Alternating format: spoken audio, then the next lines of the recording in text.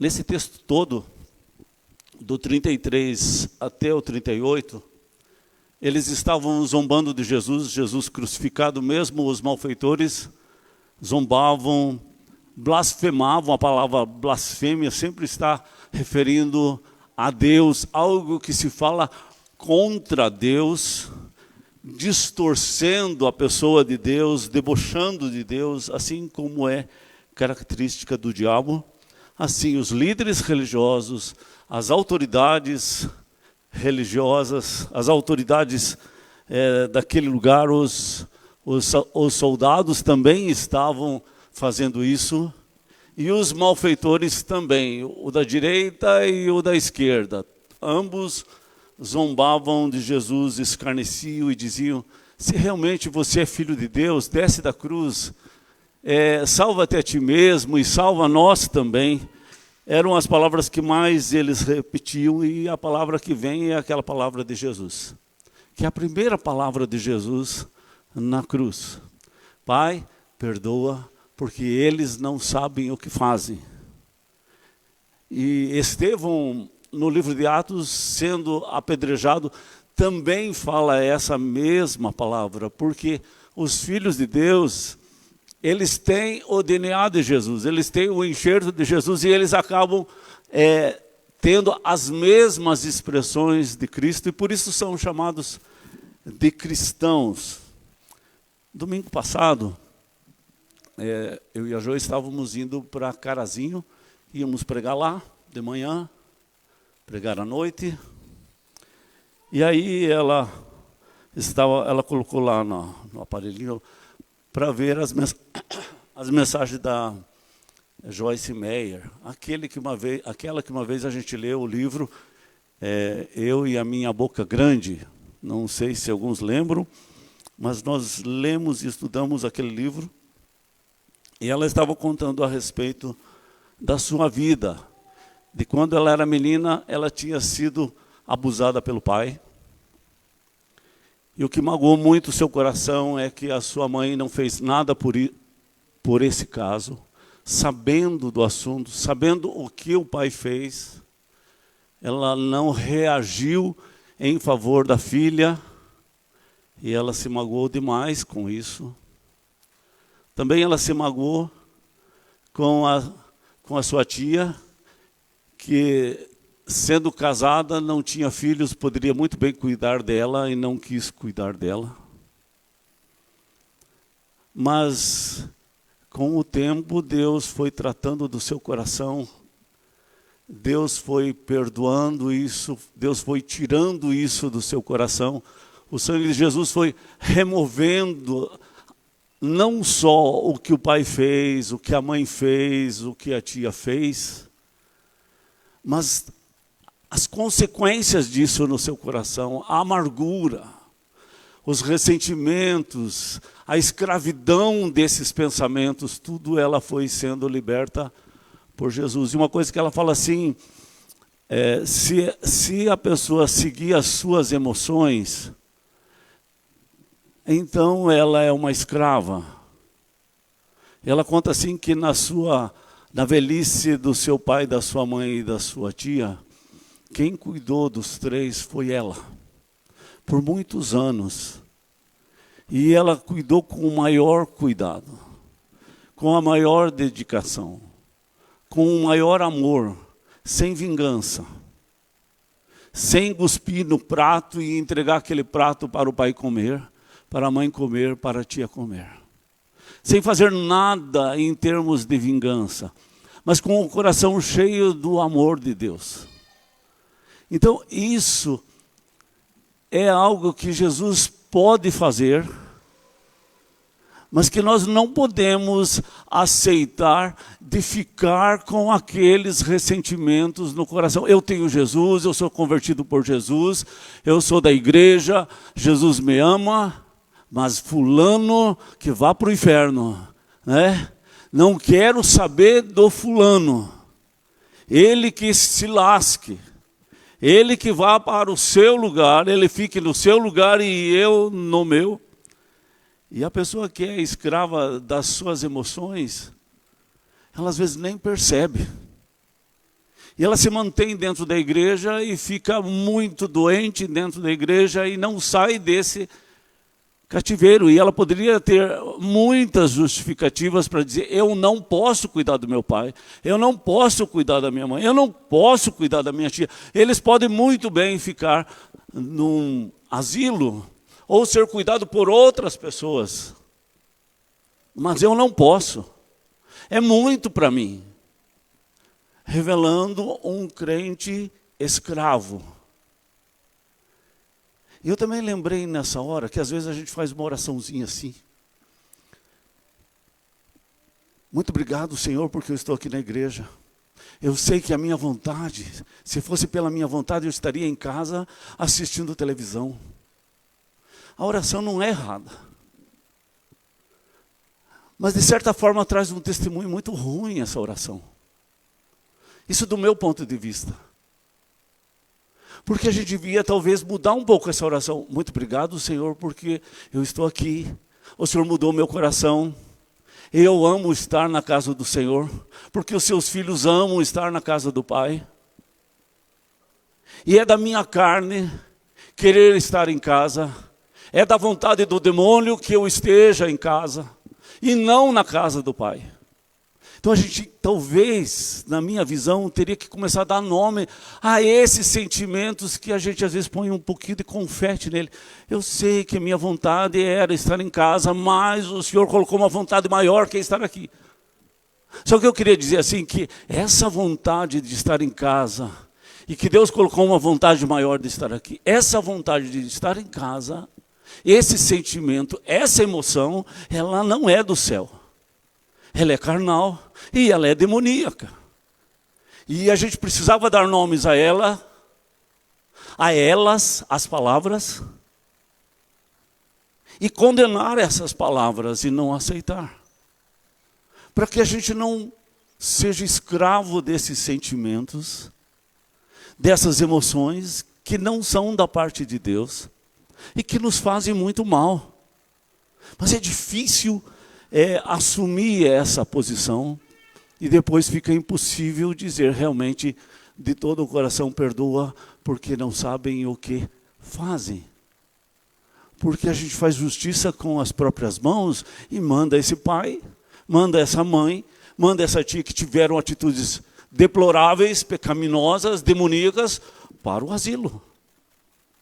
Então, faltou alguns passos na ação de Deus em nossa vida. Vamos ler o verso 48. Lucas 23, o verso 48. Vamos ler juntos? E todas as multidões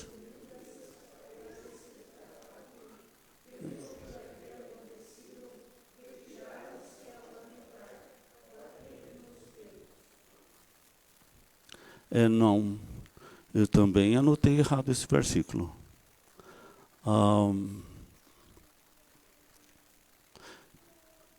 É o verso 43. Já é questão, acho que é de falta de visão. 43, misturei com 48. 43, vamos ler juntos? Jesus lhe respondeu: em verdade te digo que hoje estarás comigo no paraíso. Em verdade te digo, hoje estarás comigo no paraíso. Essa é a segunda palavra de Jesus na cruz, né? Então, enquanto eles estavam blasfemando, os ladrões, de repente, eu creio naquela palavra de João, capítulo 6, aquele que da parte do Pai tem ouvido, esse tem aprendido. E quando Jesus fala, ele ouve. Eu creio que esse ladrão, de alguma forma, ouviu a palavra do Pai Celestial. Eu não sei em que momento na sua vida ele tem ouvido a palavra do Pai. E até uma altura ele estava blasfemando e falando da mesma forma que o outro estava falando. E ele era bandido como era o outro. Ele era criminoso como era o outro. No entanto, alguma coisa de Deus no seu coração estava acontecendo, porque ele ouve aquela blasfêmia do outro e diz: você não temes a Deus, estando sob igual sentença? Aí ele diz: esse nenhum mal fez. Estava apontando para Jesus. Então, nós, na verdade, estamos aqui porque merecemos. Dificilmente um criminoso, dificilmente alguém que é preso assume seus erros, suas culpas. Sempre a culpa é do outro, é do governo. Eu estava lá de laranja, mas na verdade eu não tinha nada a ver com o assunto. Eu estava junto, mas eu não tinha nada a ver com o assunto. E agora eu fui o único preso e tenho que pagar a conta daquilo que aconteceu. Sempre a pessoa é a mais inocente. Eu lembro em Coronel Vivida, que tinha uma pessoa que estava endemoniada. Eu fui conversar com ela quando ela estava boa. E aí eu queria saber assim, os pactos, as alianças, as coisas que aconteceram na vida dela para que ela ficasse endemoniada. E não tinha nada na vida dela que houvesse erros. E eu fui perguntando: mas você nunca fez isso? Nunca fiz. Você nunca fez? Não, nunca fiz. Depois ela ficou endemoniada de novo. E eu fui correndo atrás da situação e eu fui descobrindo que ela fez muita coisa. Que ela fez despacho, ela fez pacto, ela fez aliança com as trevas, ela fez muita coisa. Só que na hora de conversar, na hora de colocar para fora, a pessoa não fez nada. Ela é uma inocente que ficou endemoniada. E não abre o jogo. E como é difícil abrir o jogo. Esse homem abriu o jogo porque algo de Deus já estava no seu coração. Ele começa a reconhecer o seu pecado. E ele clama por socorro e ele diz: Senhor, lembra de mim quando entrares no teu reino. E Jesus diz para ele: hoje mesmo estarás comigo no paraíso. Não é amanhã nem depois de amanhã. É hoje, sexta-feira. Você vai estar comigo no paraíso. Não seria no sábado, não seria no domingo, não seria na segunda. Era hoje mesmo, na sexta-feira. Aquele ladrão, aquele malfeitor estaria com Jesus no paraíso. Jesus estava garantindo isso. Jesus se compadece dele. Gente, a cena é uma cena que não era propícia à fé. Porque Jesus era um homem que estava lá ensanguentado, todo sujo, sem roupa, todo machucado, não tinha nada de beleza. Diz Isaías 53, não havia beleza alguma que nos agradasse. Na verdade, aquele homem que estava crucificado ali era horrível. Não tinha graça nenhuma. Não tinha formosura nenhuma. Pelo contrário, só feiura. E aquele homem que era acostumado a desprezar, debochar, ridicularizar, agora está se arrependendo e está crendo nesse homem crucificado. As pessoas têm dificuldade de crer quando Jesus está andando normal, vestido normalmente, só porque ele é filho de um carpinteiro, já não serve.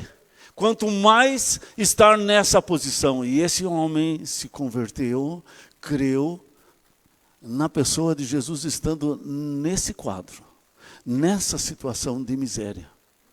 Então foi uma obra de Deus no coração dele. Deus, ele age assim. Ele dá promessas, ele vai atrás do pior. E a pessoa podia dizer assim: mas aquele ladrão lá aprontou a vida inteira, e depois creu em Jesus e foi para o céu. Exatamente isso que aconteceu. Então, quando alguém falar assim, mas fulano aprontou, e depois se converteu, e aí, tudo bem? Pois olha, exatamente isso que aconteceu com esse ladrão. Ele aprontou. Morreu na sexta-feira, como um bandido, e foi para o céu. E muitos sacerdotes, gente boa, estavam ali, debochando, ridicularizando, zombando de Jesus. Morreram, em sua grande maioria foram para o inferno. E eram os melhores homens do ponto de vista da sociedade. Então, o caminho de Deus não é o nosso caminho. Ele é compassivo, ele é cheio de compaixão para aquele que se arrepende.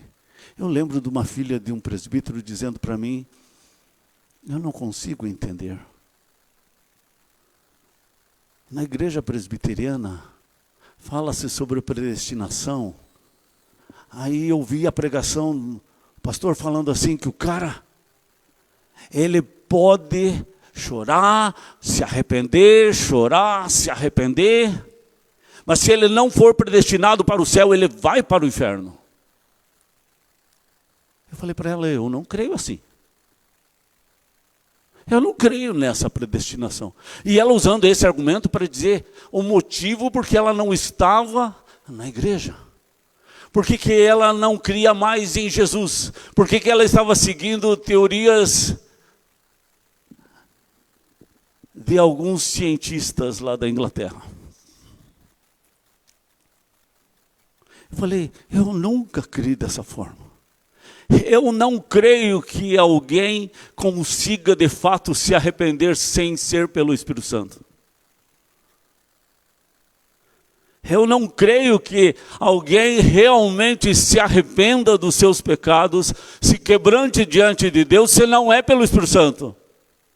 Como que o Espírito Santo vai rejeitar aquele que ele mesmo trabalhou no seu coração para que ele se arrependesse? Quem pode ter inventado essa doutrina? Não é a igreja presbiteriana. Isso é uma distorção. Então veja assim como que a gente formula ideias e a gente acredita em ideias. Também eu estava em Coronel Vida na época que era pastor lá, fui numa reunião de pastores, aí todos os pastores estavam lá e o pastor da quadrangular muito sincero, falando de uma forma realmente muito sincera, dizendo, se eu morrer agora, eu vou para o inferno. Mas até à noite eu vou me arrepender do pecado que eu fiz. E à noite eu vou me reconciliar com Deus.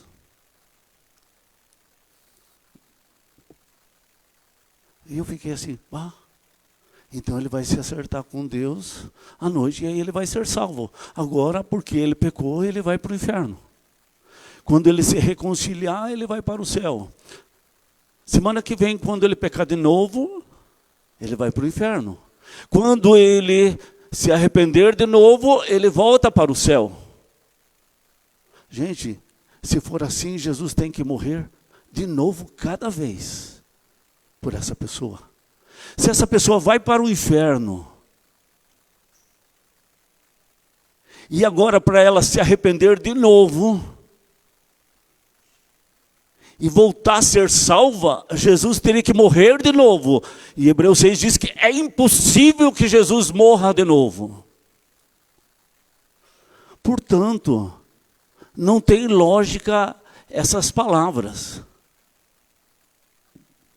Eu preciso me arrepender dos meus pecados para ficar livre dos meus pecados, como crente. Eu preciso me arrepender porque Jesus mora dentro de mim. E Ele me leva ao coração, ao arrependimento.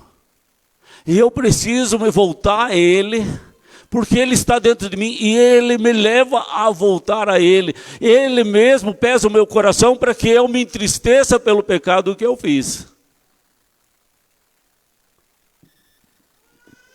Eu não vou ter paz enquanto não houver acerto e reconciliação.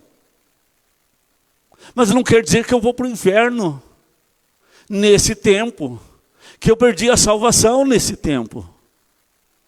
E eu creio que Deus vê que esse pastor, ele só está enganado. E se ele morresse naquele intervalo, ele iria para o céu. Ele não estava indo para o inferno. Mas ele entendeu que estava indo para o inferno.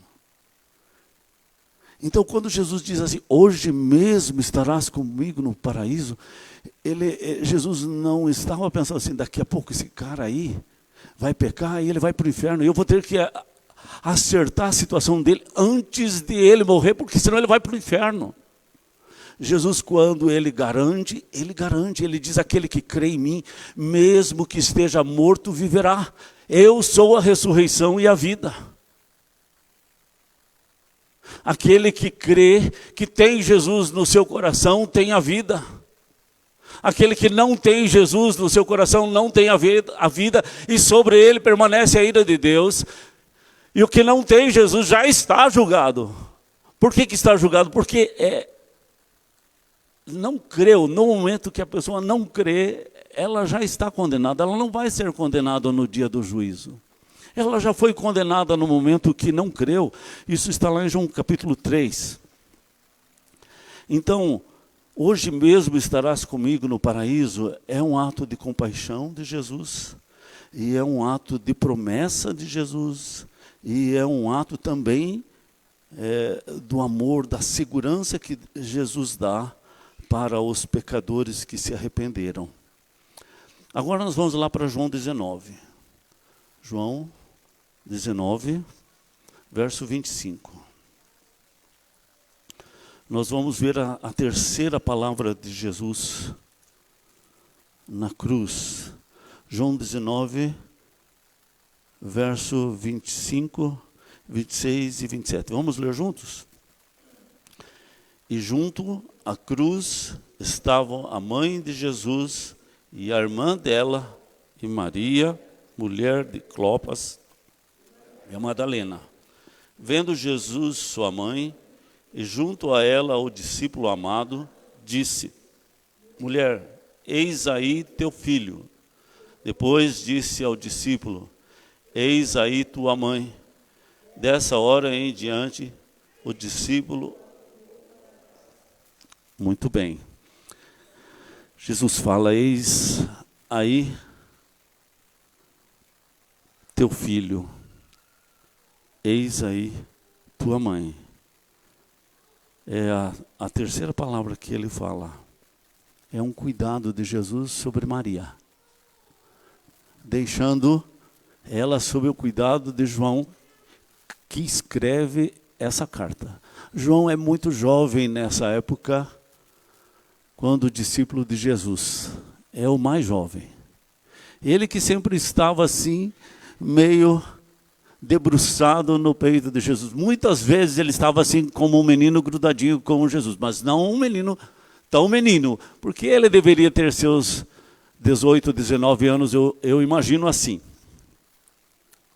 Mas aqui quando ele escreve, ele já tem bastante idade. João é o que mais teve idade dos apóstolos, ele chegou aos seus 90 e tantos anos, e ele... eu creio assim, ele estava na ilha de Patmos quando escreveu o livro de Apocalipse, e é o tempo que logo ele morreu após, mas ele não foi martirizado pela fé, ele sofreu muito pela fé. Mas Jesus, ele fala assim, quem ama o pai e a mãe mais do que a mim não pode ser meu discípulo. Mas amar o pai e a mãe é mandamento de Deus. Então, primeiro você ama o discipulado, você ama a Deus, você ama Jesus, você ama a obra de Jesus, a missão de Jesus na tua vida. Depois você vai amar a tua família. Então, ele diz, aquele que não aborrece seu pai, sua mãe, não pode ser meu discípulo, porque seguir Jesus muitas vezes significa deixar o pai e a mãe de lado. E os judeus tinham aprendido muito estar junto com o pai e a mãe. E Jesus, ele teve uma dificuldade nesse sentido de chamar discípulos, para serem seguidores por causa desse apego ao pai e à mãe. E por isso ele teve essa palavra com os judeus. Mas aqui ele teve uma palavra que a gente pode entender esse amor ao pai e à mãe. Ele diz: João, cuide da minha mãe. João, Maria agora é tua mãe. E ele diz: Maria, João é o teu filho, agora você cuide dele como filho. Então esse é um cuidado de Jesus sobre a família, sobre a mãe. A gente entende pela história que José já não era vivo, e a maior parte do tempo da vida de Jesus, José não era vivo. Então Jesus tomou a posição do líder na casa, aquele mantenedor da casa, mas agora João teria esse papel. Então, os filhos de Deus, eles não abandonam os pais, eles cuidam dos pais. Jesus disse para os discípulos: eu não vou deixar vocês sozinhos, eu vou enviar o Espírito Santo, que é consolador, vai estar com vocês. No caso de Maria, ele manda o discípulo amado, João, ficar junto com a sua mãe, né? Muito bem, vocês não precisam abrir. Daí é a quarta fala de Jesus, mas não está nem em Lucas e nem em João, é em Mateus 27, verso 46. E eu vou ler. Por volta da hora nona, clamou Jesus em alta voz, dizendo: Eli, Eli, lama sabachthani. Que quer dizer: Deus meu, por que me desamparaste? A hora nona, ele começa o dia das 6 até as 7. Então a primeira hora do dia é 6 às 7. Então a hora nona é às 3 da tarde, certo? Então era por volta das 3 da tarde, Jesus fala essa palavra: Deus meu, por que me desamparaste? Ou por que se separaste de mim? Por que o Senhor virou o seu rosto para mim? Por que o Senhor não olha mais para mim? Por que o Senhor me abandonou? Por que o Senhor me desprezou? Por que o Senhor me deixou sozinho? Eu acredito que uma das consequências mais terríveis do pecado é essa. É o abandono. É a solidão. É estar separado do Criador. Nós somos sopro do Criador. E a alma longe do Criador, ela está abandonada. Ela está à deriva. Ela não é como o vento que leva você aonde Ele quer. E porque Ele toca a tua vida e leva aonde Ele quer. Em João 3. Aqui não. Aqui não tem mais nada com o vento do Espírito. A pessoa está à deriva e não tem mais nada desse vento. Está lá no meio do oceano. Está tudo quieto. Não tem uma brisa sequer lá no meio. E não tem como viajar esse barco à vela. E ele está solitário. E ele está sendo queimado pelo sol. Lá naquele meio do mar. Quando você recebe Jesus no teu coração, Deus te chama de santo. Santo significa separado para Deus. Então quando você recebe Jesus e você é lavado pelo sangue de Jesus, Deus não enxerga mais o teu pecado. E Ele te separa para Ele, você é santo, separado para Deus. Jesus, nesse caso, sempre foi santo, separado para Deus. Nesse momento da cruz, de escuridão lá na cruz, porque por 3 horas tudo ficou escuro, representando a separação dele do seu Pai Celestial. Porque é esse momento das 3 horas da cruz, que tudo escureceu, que ele desce ao inferno para nos buscar. Mas tudo está escuro. Não tem mais a presença amorosa de Deus. Só tem a ira de Deus nele.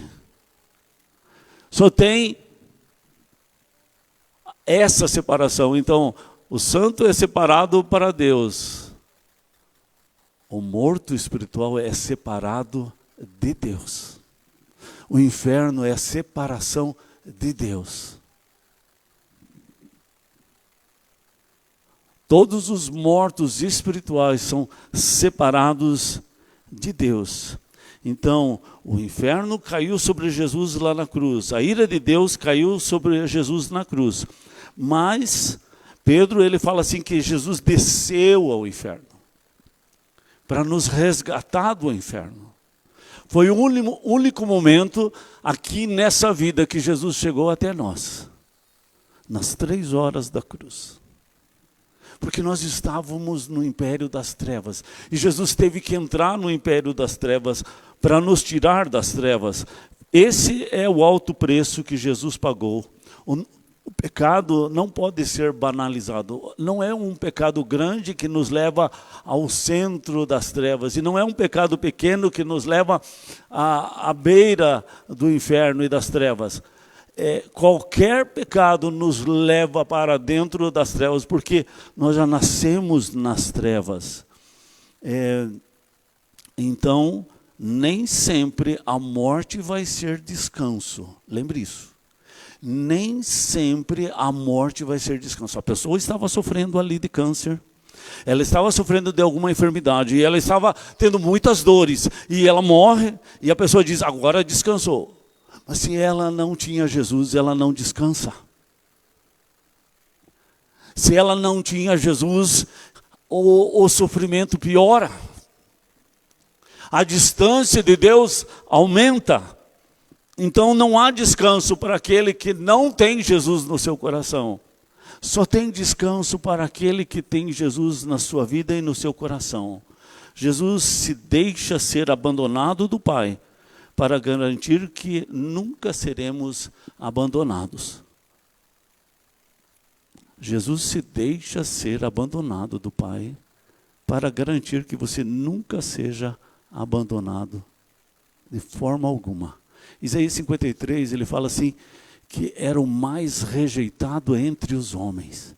Jesus tinha que ser rejeitado para sofrer as nossas rejeições, os nossos desprezos, e levar sobre si as nossas rejeições, os nossos desprezos lá na cruz, e sofrer a ira, o fogo de Deus sobre ele, e ele ser destruído, e quando ele é destruído também o nosso desprezo, a nossa rejeição, os nossos pecados são destruídos lá na cruz de Cristo, quando a ira de Deus é despejada sobre Jesus.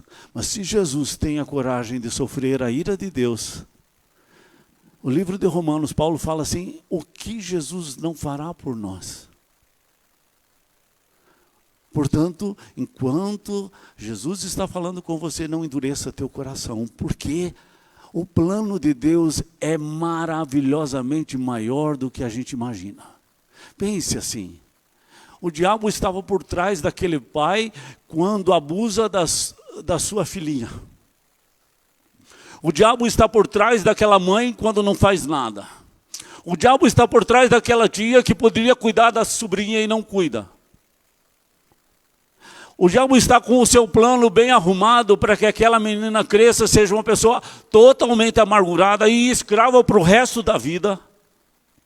Só que um dia ela tem um encontro com o perdão de Jesus. E ela se torna uma pregadora da palavra. E ela começa a dar testemunho a respeito do que aconteceu na sua vida. E ela não para, ela escreve, ela coloca isso em áudios, ela coloca isso na internet, e ela dá um jeito de propagar esse testemunho dela. O que o diabo ganhou com isso? Qual foi a vitória do diabo nesse testemunho?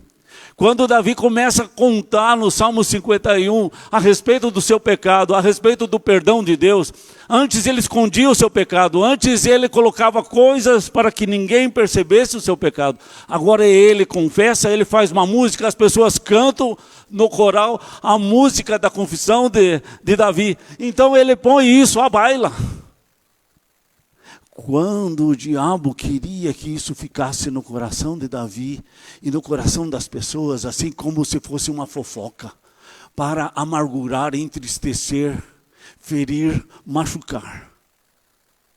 No entanto, Deus trabalhou no coração e levou ao arrependimento, e não tem mais acusadores agora. Porque Jesus, ele rasgou o escrito de dívida que era contra nós. Colossenses 2,14. Ele rasga aquilo que o diabo vai acusar, que é uma verdade. Ele vai dizer: Dirceu, você fez esse pecado. O diabo vai falar o pecado para Deus. E é um pecado que o Dirceu fez. No entanto, o sangue de Jesus cobriu aquele pecado, porque o Dirceu confessou o pecado. E o sangue de Jesus, ele é poderoso para tirar esse pecado. Deus é fiel e justo para purificar os pecados. E o Dirceu não tem mais aquele pecado. E daí Deus olha para o Dirceu e vê o Dirceu santo, porque não vê aquele pecado, porque foi removido. Esse escrito de dívida foi rasgado, foi destruído. Então foi isso que Jesus fez. No verso, em João, para quem anotou lá João, João 19, verso 28.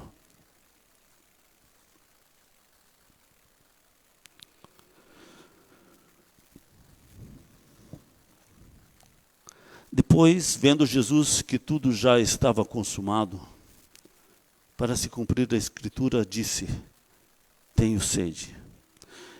Esta é a quinta palavra de Jesus. Tenho sede.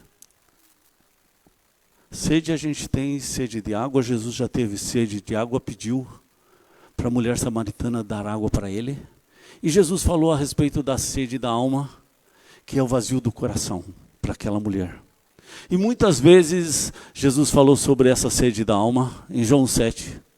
Também ele fala: quem tem sede, vem a mim e beba, que é o vazio do coração.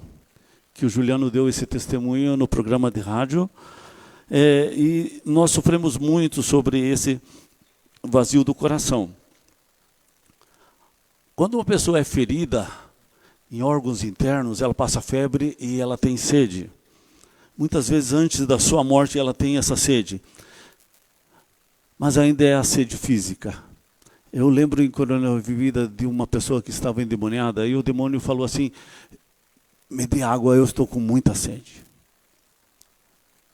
A Bíblia fala que os demônios ficam em lugares áridos, lugares de deserto, como aquele mar que eu estava falando, que não tem vento nenhum, que a pessoa está à deriva, solitária. Assim são os demônios. Assim é uma pessoa egoísta.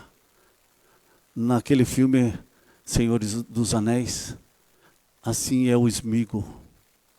Uma pessoa que vive em função do seu ídolo vai se tornando igual ao seu ídolo, tendo o mesmo jeito, o mesmo gosto, a mesma tendência do seu ídolo que tanto ama. Se você amar Jesus, você vai ficar igual a Jesus. Se você amar o dinheiro, você vai ficar igual a Mamon. É isso que a Bíblia fala. Lembra disso. Então, eu vi o pregador falando sobre esse assunto. Ele falou assim: as pessoas estão buscando nas coisas criadas o que só encontramos no Criador. As pessoas estão buscando nas coisas criadas aquilo que a gente só encontra no Criador. A gente busca na casa, no dinheiro, nos negócios, na fama, no sucesso, algo que para preencher um vazio do coração que só se encontra no nosso Criador. E veja, Por que me desamparaste? E logo depois, tenho sede. Porque ele estava falando sobre isso. A sede maior que a sede da água. Então, na verdade, a vontade de Jesus era fazer a vontade do Pai. E a vontade do Pai para ele era maior do que o bem-estar dele. Por isso ele estava naquela cruz. A sexta palavra, João 19, verso 30. João 19, verso 30. Vamos ler juntos? Quando, pois, Jesus tomou...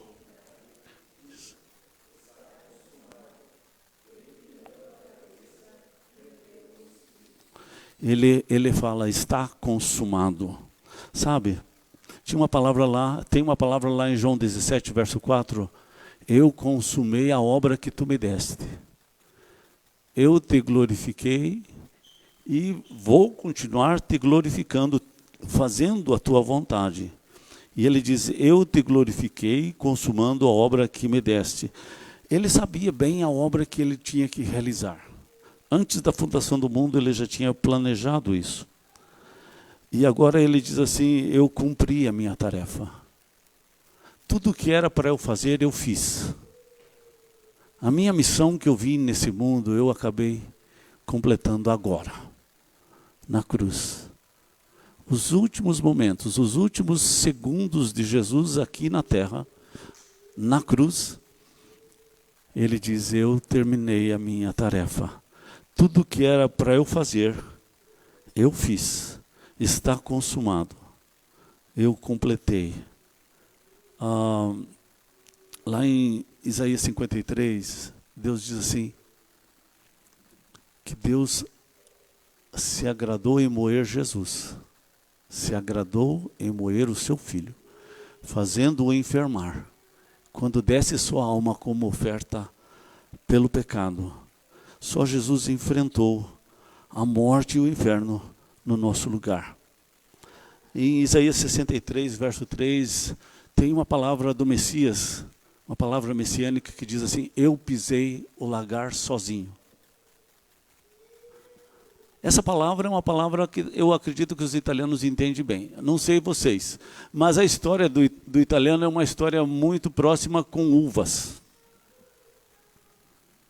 E o costume era pisar as uvas para fazer o quê? O vinho. Quando um soldado ia para a guerra, como Alexandre o Grande, como Davi, como outros soldados, eles enfrentavam guerras e eles ficavam todos salpicados de sangue. Todo o corpo ficava cheio de sangue. Essa palavra de Isaías 63 está falando a respeito de Jesus. Jesus enfrentou uma guerra sozinho. Jesus, ele enfrentou os demônios sozinho. Ele enfrentou o diabo sozinho. Ele enfrentou os malfeitores, as críticas, as blasfêmias, as autoridades, os religiosos sozinhos. Ele enfrentou a morte sozinho. Ele enfrentou as trevas sozinho. E ele enfrentou de olhos abertos. E é como se ele desse um soco no queixo das trevas, da morte. E ele venceu a morte. Mas diz o texto que a sua roupa estava toda salpicada de sangue. Diz lá Isaías 63. O Salmos 110, verso 1. O salmista também fala a respeito de uma palavra messiânica. Que diz assim, disse o Senhor, que é Senhor Deus, ao meu Senhor, que também está se referindo a Deus, mas é como se o Messias estivesse dizendo a Deus, fica à minha direita, até que eu coloque todos os teus inimigos debaixo dos teus pés. Então é uma palavra de profecia dizendo assim, o Messias vai enfrentar todos os inimigos de Deus. o inferno e a morte lá na cruz. E vai derrotar esses inimigos e vai colocar todos esses inimigos debaixo dos pés do Criador. Jesus enfrentaria, e tinha que ser Jesus, sabia? Porque só Jesus poderia levar os nossos pecados. Você sabe que se a gente tentasse colocar os pecados sobre Deus, nenhum pecado ficaria em Deus? Deus é luz e nele não há treva nenhuma. Não tem como fixar o pecado em Deus. Jesus é Deus que se esvaziou, é o Filho de Deus que se esvaziou da sua glória, assumiu a forma de servo de um ser humano, ele tomou o corpo que Maria lhe deu, e ele foi crucificado, o pecado, o meu pecado, grudou em Jesus. E esse pecado recebeu a ira de Deus, e Jesus recebeu a ira de Deus, lá na cruz. Só Ele podia fazer isso. Deus não pode fazer isso. Nós não podemos fazer isso porque nós seríamos destruídos. Jesus, Ele sofre essa ira porque Ele também aguenta isso, né? Então, a última palavra que eu quero lembrar, daí volta lá em Lucas 23, o verso 46. Lucas 23, o verso 46. Vamos ler juntos? Então, Jesus clamou em alta voz: Pai, nas tuas mãos entrego o meu espírito. E dito isto, expirou. A última palavra de Jesus na cruz, ele entrega seu espírito ao Pai. Ele veio do Pai e ele volta para o Pai. O lugar dele é na casa do Pai. O sossego dele é com o Pai. O filho pródigo só tem sossego quando ele cai em si e volta para a casa do Pai. Porque está falando do Pai celestial, do Criador do céu e da terra, que nós só temos paz nele. A tua casa é Ele, a tua casa não é a que você está fazendo. A tua casa é a casa do Pai. E aonde você for, e que você não tiver nada, que você se tornou uma pessoa muito pobre, você é feliz porque você tem a casa do Pai. Se você for doente como Lázaro, e tiver que mendigar o pão como Lázaro, ainda você é feliz porque Lázaro era filho do Pai Celestial. E o seu vazio no seu coração não tinha, porque estava preenchido por Jesus. Essa é a grande realidade. Então quando Jesus diz assim: Pai, nas tuas mãos entrego o meu espírito, é porque é o lugar dele estar. Ele deixa o inferno e ele volta para o Pai. Depois o Pai Celestial recupera o seu corpo no terceiro dia, mas ele não vai para o túmulo. Jesus não vai ficar debaixo do túmulo. Jesus vai para o Pai, que é o lugar dele, que é o teu lugar. É o descanso, não é porque domingo é o dia de dormir o dia inteiro, porque é o dia de paz. É o dia de calma. É o dia de estar no colo do Pai. É o dia de descanso, de estar deitado no colo do Pai. Não é cama. Não é o dia de ficar assistindo televisão o dia inteiro. O dia da preguiça. Que o dia da preguiça não é dia do Pai. Você já entendeu isso? Que é o dia da paz, que não tem ansiedade, que não tem depressão. A paz do Senhor, ela destrói a depressão, ela destrói a ansiedade. O antídoto contra a ansiedade e depressão é a paz de Deus. E é o lugar onde o filho disse: Pai, nas tuas mãos entrego o meu espírito. E é onde nós temos que estar sempre. Porque é fruto do Espírito Santo a paz. Não tem outro lugar melhor para estar, senão nos braços do Pai, né? Lembra daquele cântico? Você é uma obra linda, Ele planejou com suas próprias mãos. E é nos braços do Pai que é o teu lugar.